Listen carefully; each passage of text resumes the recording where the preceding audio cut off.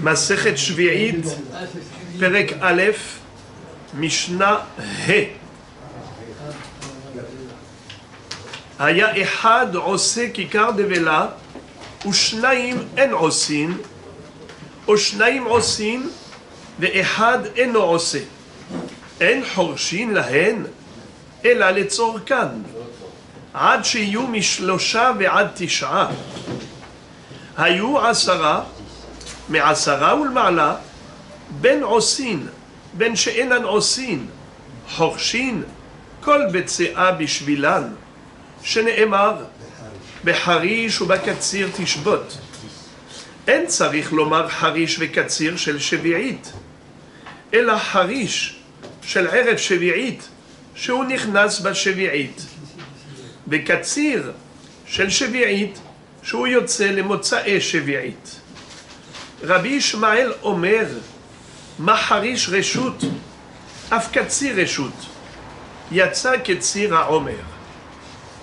Alors les amis, pour comprendre cette Mishnah, il faut d'abord qu'on rappelle plusieurs notions qu'on a déjà vues et qu'on mette les choses dans leur contexte. Rappelons les notions de base. Vous savez que pendant la Shemitah, on n'a pas le droit de travailler la terre. On n'a pas le droit de labourer, de semer, de récolter. Pendant toute l'année de la Shemitah, les travaux agricoles sont interdits. Par contre, on a le droit de manger. On a le droit de prendre en fonction du besoin. Une fois qu'on a abandonné tous les fruits de son jardin, du champ, c'est abandonné. Les gens viennent et ils prennent pour manger. Ok, ça c'est la notion de base. C'est Shevi'it. Mais ensuite, qu'est-ce qu'on fait la veille de la Shemitah, c'est-à-dire la 6e année avant la 7e, qui est Shemitah? A-t-on le droit de labourer la terre? On avait appris dans la première Mishnah qu'il y avait une interdiction qu'on a appelée en hébreu Tosefet Mechol ala Kodesh. C'est quoi Tosefet Mechol ala Kodesh? Un supplément de Hol sur le Kodesh. On avait fait un parallèle entre le Shabbat et la Shemitah. Shabbat étant le 7e jour, la Shemitah étant la 7e année. Le 7e jour est sacré, la 7e année également. De la même façon qu'il y a une mitzvah de rajouter quelques minutes avant Shabbat et quelques minutes après Shabbat dans l'abstention de travailler, ainsi en est-il par rapport à l'interdiction de travailler la terre pendant l'année de la Shemitah. Il y a une interdiction avant et après la Shemitah. Laquelle? Avant la Shemitah, interdit de labourer pour la Shemitah. Puisque pendant la Shemitah, tu ne vas pas semer, eh bien tu ne vas pas labourer la veille de la Shemitah. Bien que ce soit la 6e année. Mais si tu laboures la 6e année pour préparer la terre, tu la fertilises pour semer pendant la Shemitah. C'est assourd. À quel moment ça s'appelle que tu as labouré pendant la 6e année pour la 7e? À partir du moment où ça ne sert à rien de labourer pendant la 6e. Car si le labour de la 6e sert à la récolte de la 6e, c'est permis. Parce que tu ne laboures pas pour la 7e, tu laboures pour la 6e. Mais à partir du moment où ça n'a plus aucun profit pour l'année actuelle, la 6e année, ce qui veut dire que ce que tu es en train de faire n'a de sens que pour l'année suivante, ce qui veut dire que tu es en train de préparer la terre pour semer pendant la 7e année, assourd. Alors tu n'as pas le droit de labourer pendant la 6e pour la 7e. Ça s'appelle Tosefet. C'est une extension. Le Issour de la Shemitah commence même avant la Shemitah. Et après la Shemitah, pendant la 8e, qu'est-ce qui est interdit? C'est le Katsir. C'est récolter, moissonner ce qui a poussé pendant la Shemitah, ou qu'on a semé en infraction pendant la Shemitah. Tu n'as pas le droit de récolter pendant la 8e année, car tu récoltes le fruit de l'infraction. Donc, Harish et Katsir, en hébreu. Harish, c'est le labour. Katsir, c'est la moisson. Tu n'as pas le droit de labourer avant la Shemitah, tu n'as pas le droit de récolter après la Shemitah, tout ce qui est en relation avec la Shemitah elle-même. Très bien. Maintenant, on avait vu que il y a les céréales, ce qu'on appelle Dagan, Hameshet Mine Dagan, les 5 espèces de céréales. Là, on parle de semailles. Et il y a la cueillette par rapport aux fruits des arbres. Alors maintenant, labourer la terre, à partir de quand c'est interdit? La veille de la Shemitah, pendant la 6e année. À partir de quand c'est interdit de labourer? Ça dépend. Est-ce que tu parles de champs de céréales ou bien tu parles de champs d'arbres? Un verger ou un champ de céréales?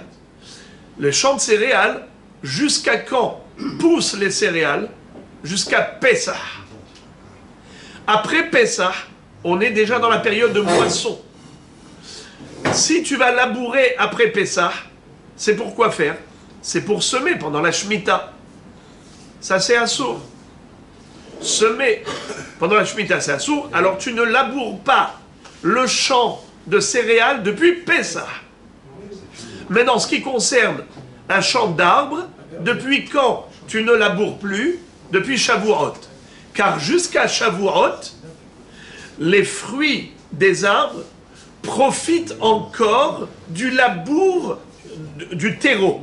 C'est-à-dire que quand tu vas défricher le terrain, quand tu vas plutôt labourer, ramollir, attendrir le terrain autour des arbres, les fruits qu'il y a sur les arbres et qui poussent encore jusqu'à Shavuot vont procurer profit de cette opération du labour de la terre. Alors, voilà pourquoi c'est permis jusqu'à Shavuot de labourer la terre du champ d'arbres, permis jusqu'à Pessah de labourer la terre du champ agricole, du champ de céréales. Mais après Pessah pour les céréales, ou après Shavuot pour le verger, c'est assourd pendant la 6e année, puisque tu prépares la 7e. C'est assourd. Alors les frères et les amis, quelle est l'autorisation lorsqu'on a dit que on a le droit de labourer tant que ça profite? Qu'est-ce qui profite pendant la 6e année? Le labour par rapport aux arbres. Maintenant, ces arbres-là, est-ce que j'ai le droit de labourer tout le contour, c'est-à-dire tout le champ d'arbres, c'est-à-dire tout le champ où se trouvent les arbres, ou bien j'ai le droit de labourer juste en dessous de l'arbre? On avait vu que ça dépendait de plusieurs conditions. Première condition, le nombre d'arbres.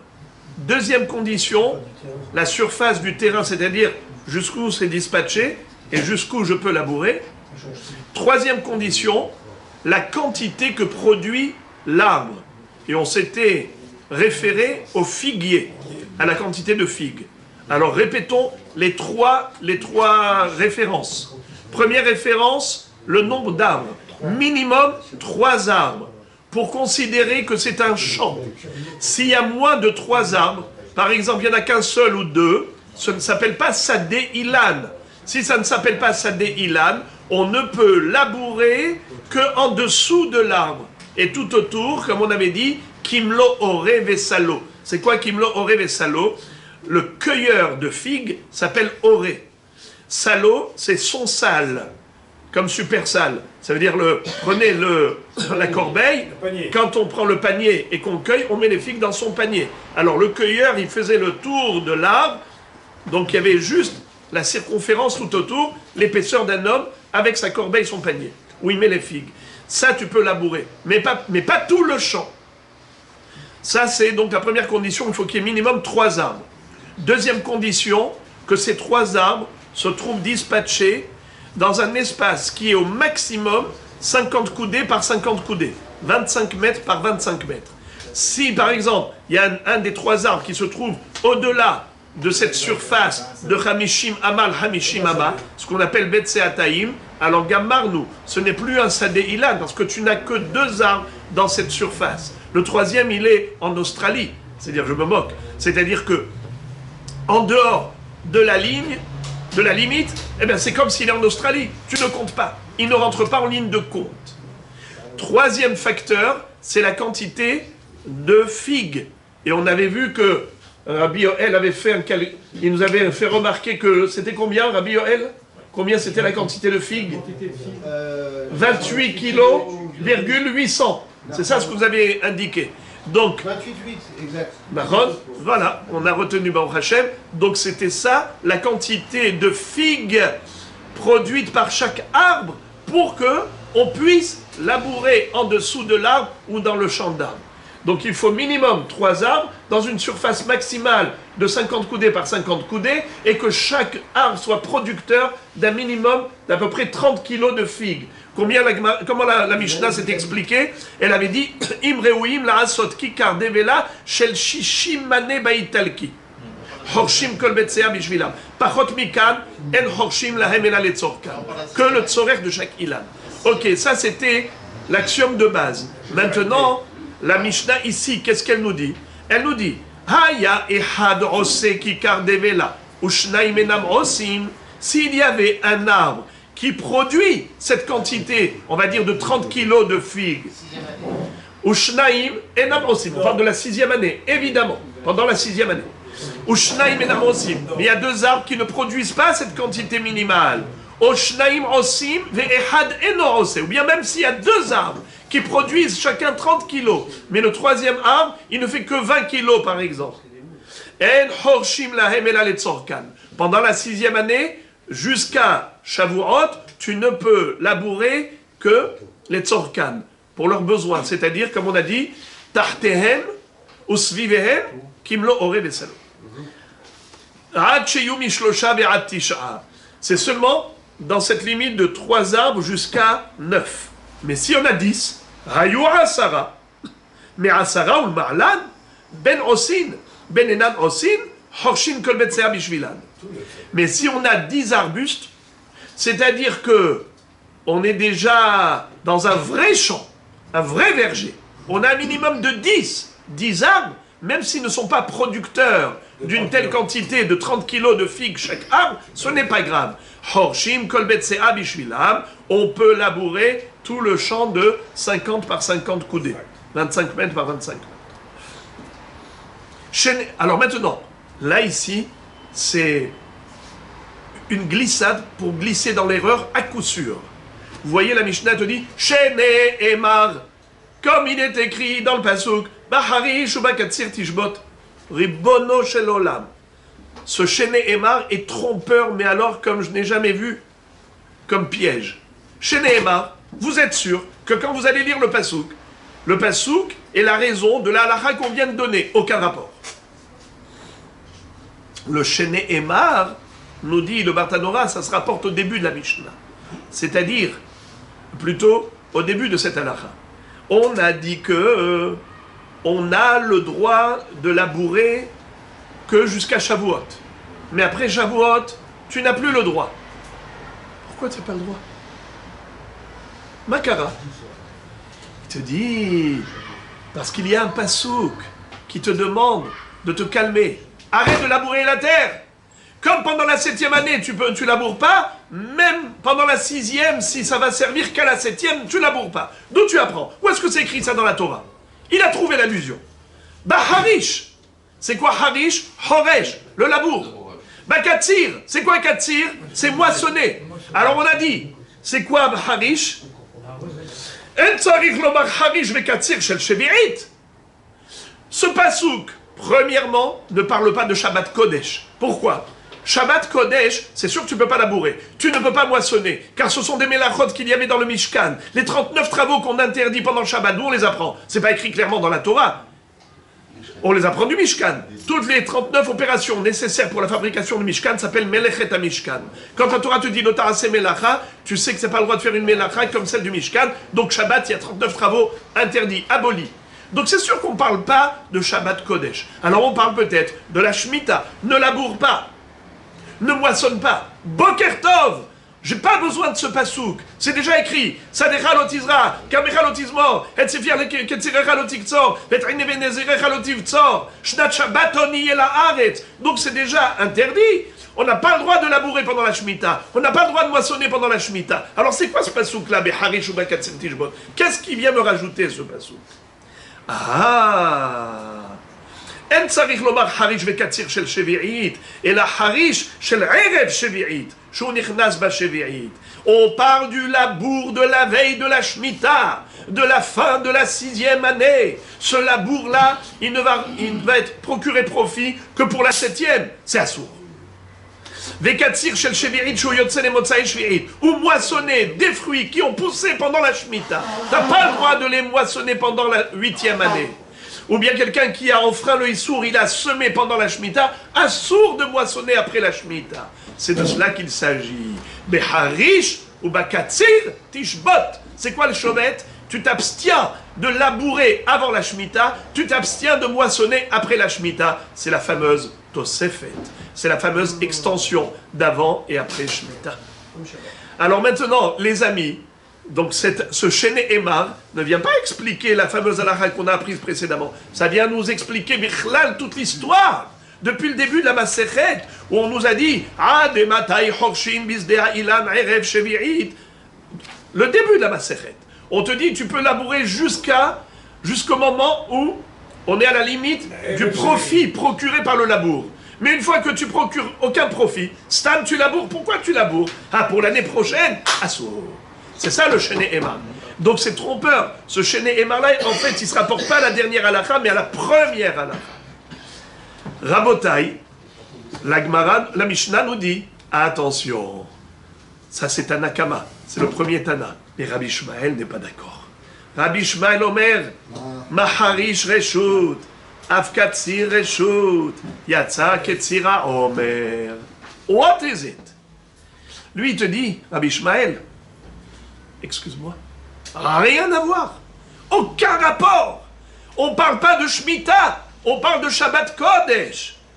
Mais Harish ou Bakatsir, Tishbot, on parle de Shabbat. Tu n'as pas le droit de labourer la terre Shabbat, tu n'as pas le droit de moissonner la terre Shabbat. Seulement tu te poses la question, Boker Tov, qu'est-ce que tu as besoin de me le dire? Mais on a appris du Mishkan. Alors écoutez le chidouche merveilleux de Rabbi Ishmael. Il dit, tu veux savoir qu'est-ce que la Torah veut t'insinuer par là? Elle veut te faire une allusion. C'est d'autoriser Ktsirat HaOmer. Vous savez que le Homer, c'était une oblation à base végétale, un sacrifice qui s'appelle Korban Minhat HaOmer. On prenait de l'orge, de la nouvelle récolte, qu'on allait moudre, et ensuite on allait faire la kmitza, et ainsi de suite. Minha, comme toutes les menachot. Seulement que la menachot ba'ot minahitin, mais Minhat HaOmer et Minhat Kenaot Baot Mina Serorin. Minhat HaOmer, c'était de l'orge. Alors maintenant, le deuxième jour de Pessah. Imaginons qu'il tombe Shabbat. Est-ce que j'ai le droit de moissonner, de couper de l'orge, des gerbes d'orge, pour faire la Minhat HaOmer pendant Shabbat? Oui ou non? Eh bien, il dit oui. Permis. Comment c'est permis? D'où tu l'apprends? Alors regardez la beauté. Baharish, Beharish ou Bakatsir Tishbot. Harish, Katsir. Qu'est-ce que tu fais Ketsirat HaOmer? Tu moissonnes, tu coupes le Homer. Est-ce qu'il existe une mitzvah de labourer? Est-ce qu'il y a dans toutes les Tariag mitzvot une mitzvah qui concerne le labour? Mitzvah de labourer. Ça existe? Il n'y a pas. Nulle part tu trouveras une mitzvah qui t'impose le labour. Tout labour, c'est facultatif. C'est ce qu'on appelle reshut. Tu veux, tu fais, tu ne veux pas, tu fais pas. Il n'y a pas de labour mitzvah. Par contre, Ketsirat HaOmer, c'est une mitzvah. Au niveau de la moisson, il existe moisson mitzvah. Moisson mitzvah, c'est quoi? Ketsirat HaOmer. Labour mitzvah, ça existe? Ein, Makenj. Alors il te dit comme ça. Baharish ou Bakatsir Tishbot. Moi, ce que Shabbat, je t'interdis, c'est de faire Ketzira qui ressemble à Harisha. Harisha, ça peut être mitzvah? Non. Harish, c'est obligatoirement, nécessairement, Reshut. Car ça n'existe pas, Harish mitzvah. Ma Harish, Reshut. Afkatsir, Reshut. Quel Ketzira je t'interdis pendant Shabbat? C'est la Ketzira qui ressemble à Harisha. Comme Harish, ça n'existe pas mitzvah. C'est obligatoirement Reshut. Alors même la Ketzira qui existe en mitzvah, Celle que je t'interdis, c'est celle qui n'est pas mitzvah. C'est celle qui ressemble au harish, à savoir reshut. Alors, tu as compris de là, tu as déduit de là, que la ketzira du Omer, c'est permis pendant Shabbat. D'où tu le sais? Parce qu'elle n'est pas reshut, elle est mitzvah. Car ce que je t'interdis, Shabbat, de moissonner, c'est uniquement ketzira chez le reshut, qui ressemble à harish. C'est pour ça que la Torah a juxtaposé. Bah harish ou bah ketzir. Tishbot. Tu es chauvette, tu t'abstiens de moissonner que ce qui ressemble à l'abstention de labourer. Abstention de labourer, c'est nécessairement reshut, facultatif, parce qu'il n'y a pas de mitzvah de labourer, ça n'existe nulle part. Ainsi, la ketzira en question, dont on parle dans ce passouk, c'est une ketzira de reshut, qui ressemble au harisha, qui est reshut. Yatsa, on exclut de l'interdiction, on exclut ketzira ta'omer, qui est mitzvah. Et si on a exclu de l'interdiction, donc il y a permission. Tu peux, pendant Shabbat, moissonner le Homer. Yatsa ketzira Homer.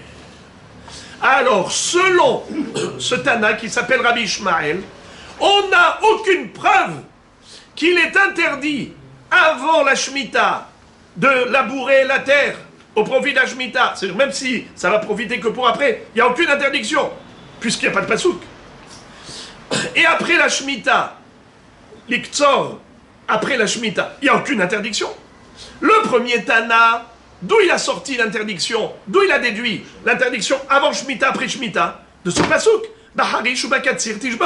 Il dit, attends, ça parle pas de Shabbat, ça parle pas de la Shemitah elle-même, ça parle de avant Shemitah, après Shemitah. Lui, il dit, bah pitom, ça parle de Shabbat. Donc il n'y a aucune preuve qu'il est interdit avant et après Shemitah de labourer ou de moissonner. Alors écoutez ça.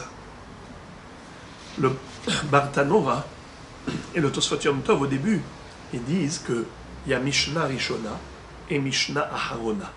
C'est-à-dire, au début, ce que les Chachamim disaient, mais après Rabban Gamli, elle est venue, des Bitel Shteprakim. Il a été Mevatel, le Perek de Pessah et le Perek de Shavuot. C'est-à-dire, à partir de Pessah, interdit, on avait dit, de labourer le champ de céréales. À partir de Shavuot, interdit de labourer le verger. Sadeh Ilan. Il dit non, il n'y a pas d'interdiction. Permis, permis. Comme on vient de voir maintenant. Il dit, mais quand même, on sait que c'est interdit. Il dit, tu veux savoir, cette interdiction, elle n'est pas basée sur un pasouk. Elle est uniquement orale. Elle a été transmise, halacha lemoshe misinai, oralement. Il n'y a aucune preuve à l'appui dans la Torah écrite. C'est une halacha qui est intégralement orale. Alors il lui dit, cette halacha lemoshe misinai nous a précisé que l'interdiction n'a lieu d'être que tant que le Beth Amikdash kayam. Mais à partir du moment où le Beth Amikdash a été détruit, il n'y a pas de Issour avant Shemitah. Tu peux labourer jusqu'à Rosh Hashanah. Jusqu'à Rosh Hashanah de la Shemitah, tu peux labourer la terre. Et après la Shemitah, tu peux cueillir. L'interdiction, elle n'a lieu d'être que pendant la 7e année. Ce qu'on a dit avant et après par extension, c'est une halakha lemoshe misinai, mais qui nous a précisé que c'est Davka Bisman chez Beth Amikdash Kayam. Mais après le Horban Beth Amikdash, il n'y a pas de rajout. Il n'y a que la Shemitah elle-même qui est interdite, qui est frappée d'interdiction. Mais l'avant et l'après, en amont et en aval, il n'y a pas de raison.